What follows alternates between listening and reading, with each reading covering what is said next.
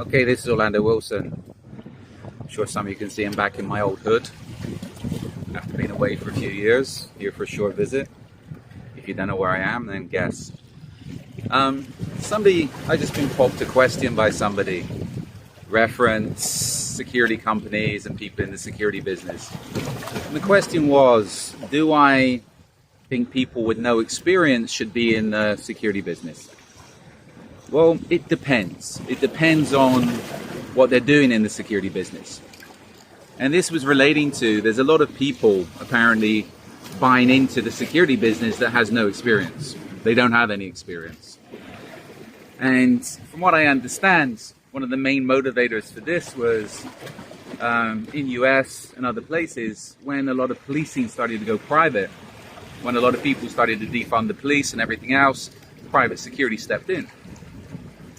And I've heard that there's quite a few people with security companies now that's on the books as owning security companies. They have no experience. Is this a positive? Is this a negative? Well, it all depends on the person. It depends on the person's ego. I don't see any problems with it.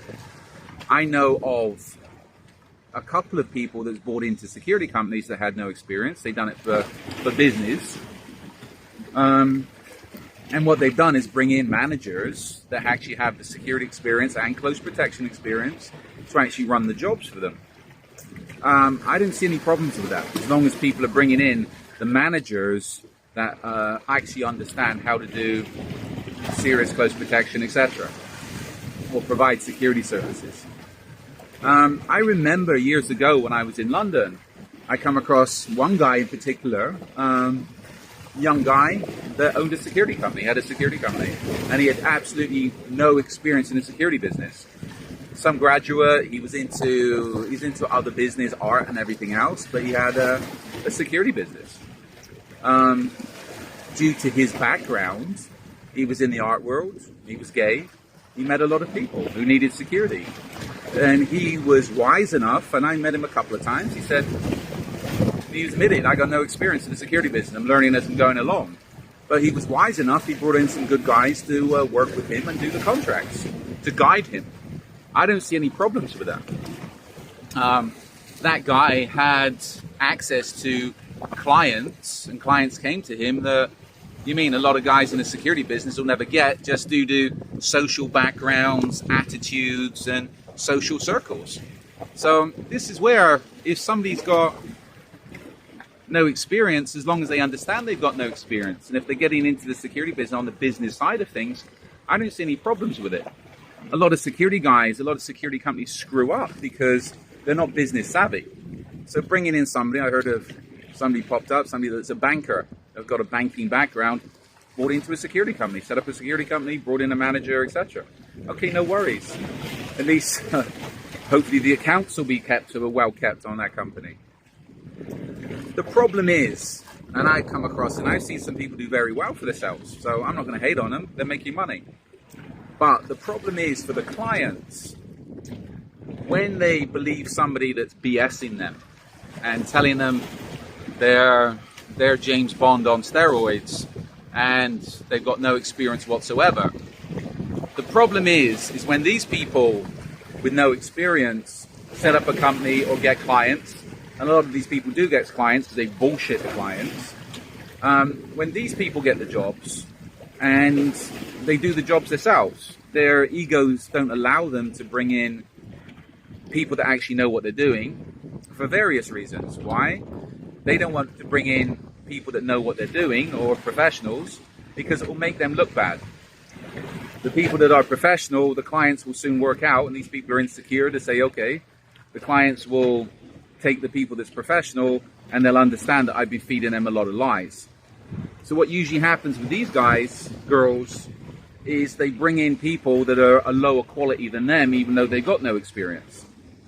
So they bullshit a client into paying big job, big money, because they think they're hiring some high-speed international professional and are hiring some Walter Mitty. And then the Walter Mitty will bring in other Walter Mitties because he's too afraid, they're too afraid to bring in professionals because it will make them look bad. And then you end up with a complete and utter clusterfuck. The clients end up getting screwed. Sometimes I know clients has been in denial for a lot of times. They keep the waltz because they like them, they believe they're BS, there's something going on. I'll keep it polite and leave it there. But this is where it's a security business. It's strange. It's a very strange business. And a lot of people that's getting the contracts, I know for a fact, yeah, they might have security licenses, but it doesn't mean they got experience. In most places, UK, it's easy to get a close protection license. Where I am now, it's easy to get the security license. Getting an agency license can be a lot more difficult. I think even for a basic security guard agency, you need 2 years of having a D license, a security guard license, before you can apply. Investigation agency, 2 years provable experience, and then you need to set up an agency, set up a company, set up an agency, be inspected, etc. So it's a lot more difficult here than it is in a lot of places. So as long as things are done properly, and when people with no experience are coming into the security business, I got no issue with that. As long as things are done properly. You all have to start somewhere. And if somebody doesn't have the experience and they're willing to learn, and they're honest about their experience, and they're learning as they go along, okay, no problems. As long as they got good guides, they can be a lot more. I'd sooner trust somebody like that that's conscientious, rather than some gung-ho, tactical person that really has no clue about what they're doing. They've just seen some videos on YouTube. They might have been in the military, but they've just been watching videos on YouTube and maybe done some BS courses, and now they're out to save the world.